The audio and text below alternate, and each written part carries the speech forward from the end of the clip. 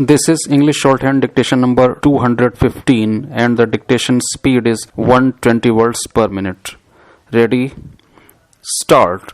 Mr. Deputy Speaker, I am very glad that my honorable friend should have thought of such a cut motion as the one he has moved, because the cut motion gives the government the opportunity to explain its mineral policy, which it had not got so far. There is so much ignorance and so much misunderstanding about the matter that I think it is in the interest of everybody that so important a matter as the mineral policy of the Government of India should be explained fully to the House. Sir, I have no doubt that there are other members of the House who will share the feeling that owing to the exigencies of the timetable, the mover of the cut motion did not have the opportunity of making a verbal statement explaining the points he wanted to make. I am very grateful to him for having cut short his speech and having given his time to enable me to make a statement. Sir, this is a matter in which I think it is better to be very candid and say that the Government of India so far had really no mineral policy. It may be a ground for complaint, but it need not be a ground for surprise.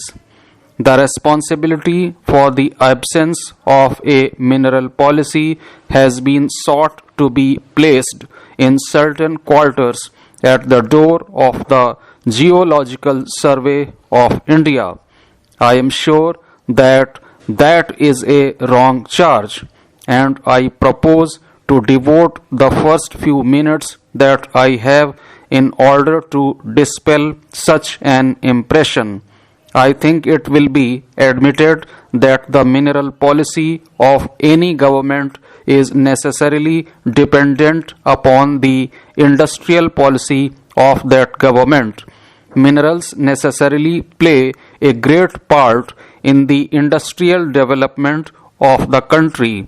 If the country has no industrial policy, obviously there cannot be a mineral policy at all.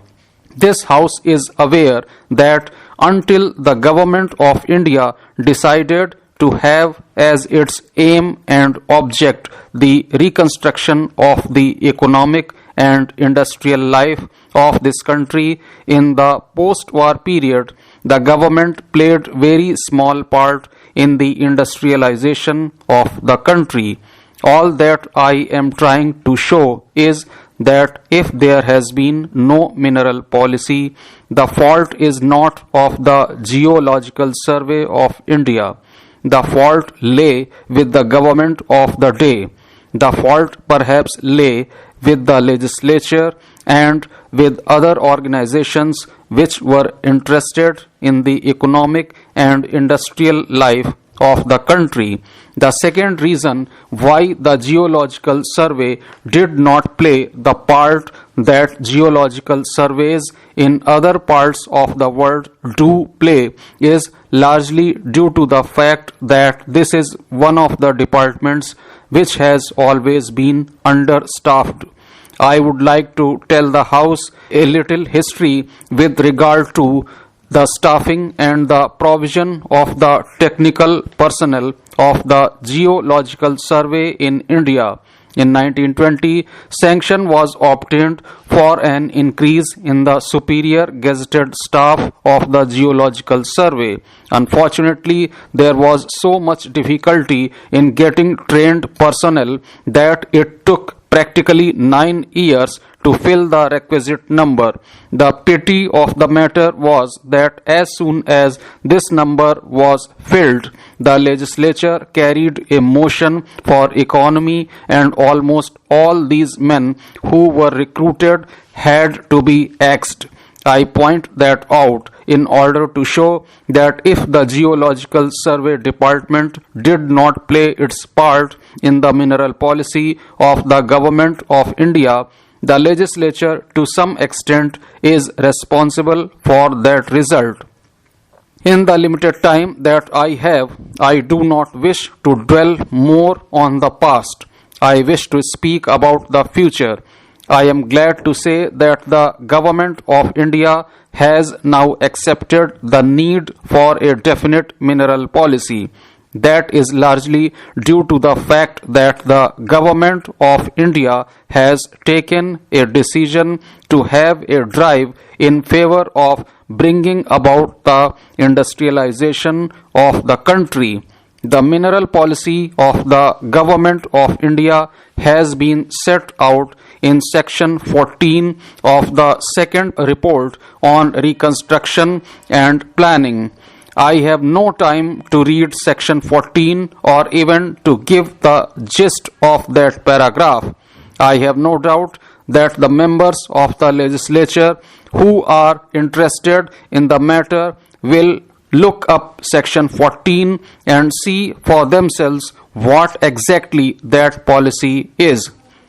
To summarize the matter briefly, the mineral policy of the Government of India and the action which the Government of India proposes to take in furtherance of that policy falls into two parts. In the first place, we propose to reconstitute the Geological Survey of India in order to make it a more potent instrument for the furtherance of our policy. Accordingly, a detailed scheme of expansion of the survey has been drawn up and administratively approved. The new branches of the Geological Survey which we propose to set up will deal with engineering geology, industrial utilization of minerals, central mineral development, and oil development.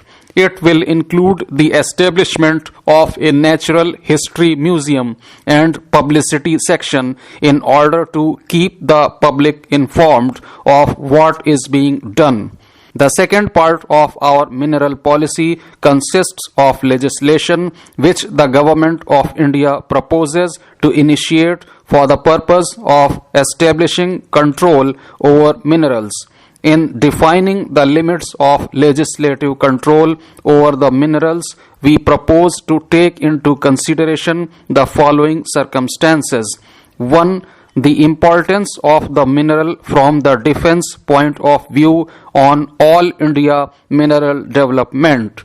2. The technical nature of the mineral.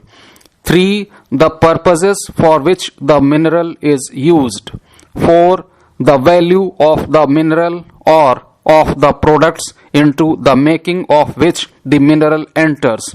Our legislative provisions will fall into two classes, or rather divide the minerals into two categories.